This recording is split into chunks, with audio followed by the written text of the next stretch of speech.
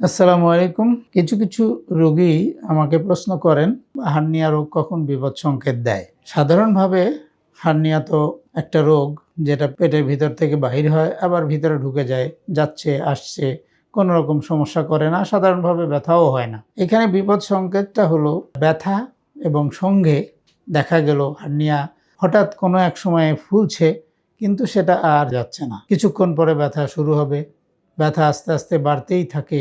এইটা হলো তার বিপদ সংকেত। এটা দিয়ে বোঝা গেল হার্নিয়া বের হয়ে আসছে কিন্তু এটা আর ভিতরে যাবার সুযোগ পাচ্ছে না বা সে ভিতরে যাচ্ছে না, এটা নেকে বা যেই ছিদ্র সেই ছিদ্রের মার্জিনে আটকে গেছে।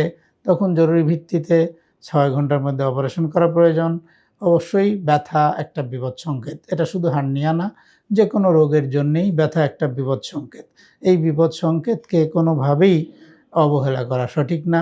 সঠিক ডাক্তারের পরামর্শ নিন আর জরুরি ভিত্তিতে প্রয়োজনীয় ব্যবস্থা গ্রহণ করুন।